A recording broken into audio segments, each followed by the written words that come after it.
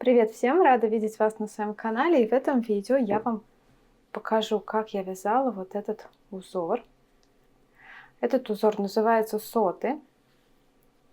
Он довольно часто используется в спицах. И этот узор я переложила для пряжи с готовыми петлями Alize Puffy Fine или Alize Puffy.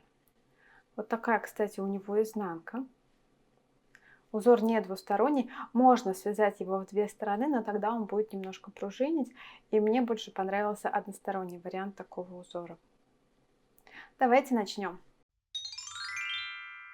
Пряжа у меня Alize Puffy Fine, это та, у которой петельки чуть поменьше, цвет пыльная роза, вот его номер. Этот узор соты вяжется на четном количестве петель. Я покажу вам на отрезке из 10 петель. Итак, откладываю 10 петель на своей рабочей нити и начинаю делать узор. Первые две скрещиваю направо. Направо это значит, что верхняя петля смотрит направо. И провязываю их лицевыми.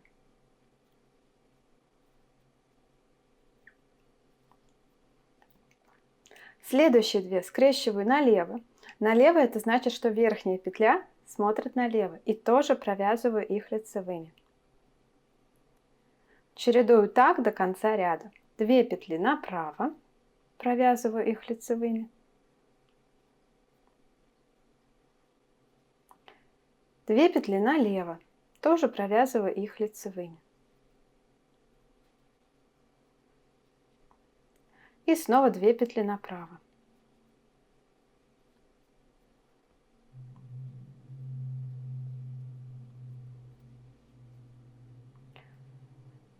Следующий ряд как бы изнаночный, но в изнаночном ряду здесь, в отличие от вязания спицами, я не разворачиваю свое изделие, а продолжаю вязать по лицевой стороне, просто меняю направление вязания. То есть буду вязать слева направо. Все петли лицевые. Кромочную петлю тоже провязываю. Открыла для себя, что многие оставляют первую петлю не провязанной, так же как спицами, когда делают кромочный, но я так не делаю. Мне вот интересно, как делаете вы. Здесь я провязываю все петли, все кромочные. Мне кажется, так край получается аккуратнее. Провязываю все лицевые петли до конца ряда.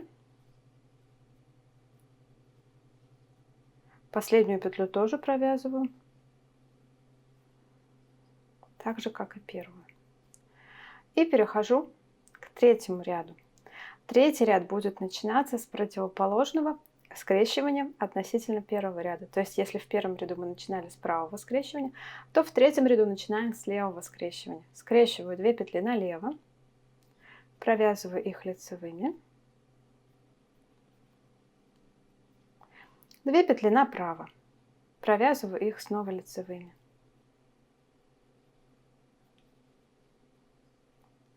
Снова 2 петли налево, провязываю их лицевыми и 2 петли направо.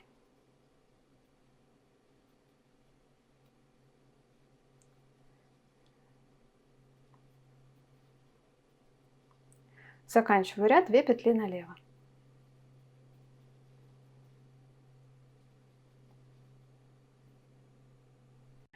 Четвертый ряд это четный ряд, то есть, соответственно, как бы он изнаночный, но изделие здесь не переворачивается, поэтому просто вяжу все лицевые слева направо.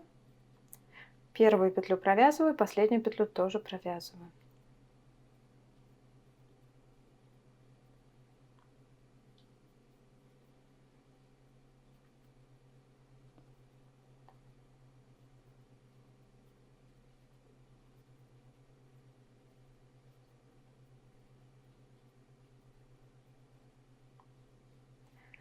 Ну и дальше возвращаюсь к первому ряду.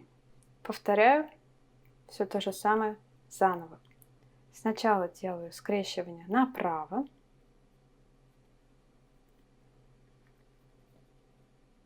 Затем скрещивание налево.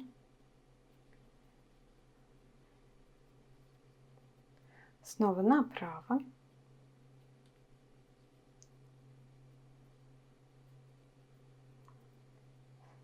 Налево.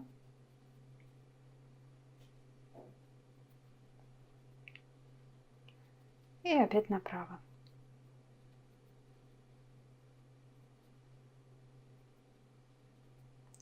Ну а четный ряд вяжу слева направо все петли лицевые. Извязала я в итоге один моток пряжи. Вот здесь вот я набрала 32 петли. И вот такое полотно у меня получилось из одного мотка пряжи. Вот как смотрится этот узор. Смотрите.